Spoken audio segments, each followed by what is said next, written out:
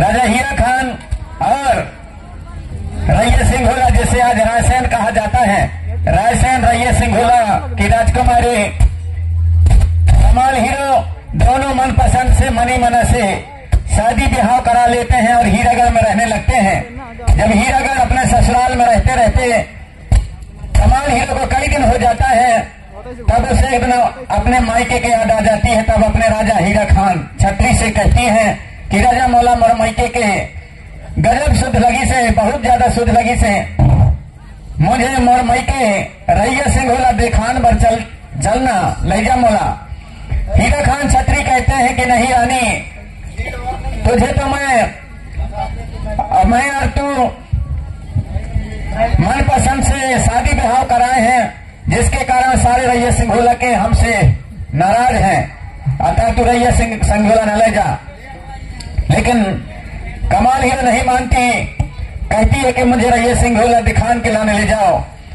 तब अंत में त्रियाहट के सामने राजा हीरा खान छत्री हार मान जाते हैं और कहते हैं कि ठीक है रानी, चल तैयारी कर।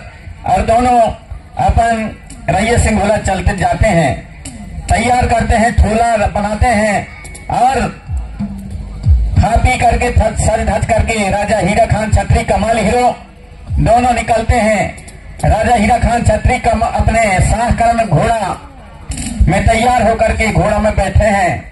आगे आगे राजा घोड़ा कुदाते हुए आकाश में उड़ने जैसे हो रहा है घोड़ा, और पीछे पीछे रानी कमाल हीरो चलती है। उस समय का वर्णन है, प्रस्तुत है हमारे भाव पक्ष के कलाकारों के द्वारा यह प्रस्तुति।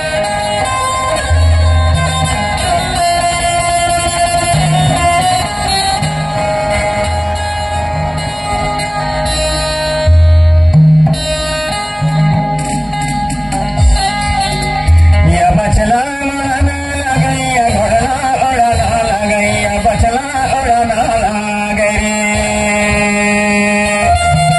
बचला उड़ाना लगैया घोड़ना उड़ाना लगैया, बचला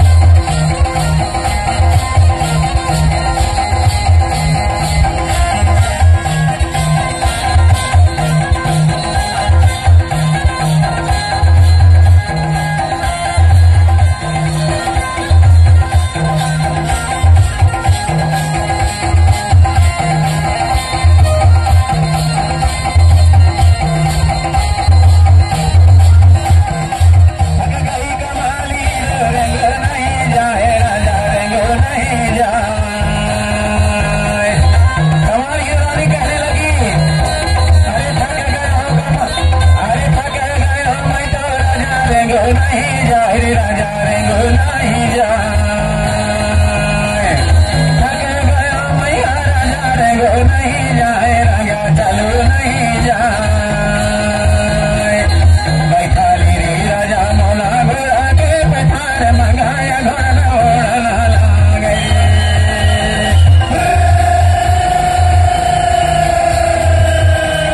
बैठा ली रे राजा मौला घोड़ा के पठार मंगाया घोड़ा ओढ़ना लागे घोड़ा माला गई थान सकारी रे घोड़ा ओढ़ना लागे बसला माला गई थान सकारी घोड़ा ओढ़ना लागे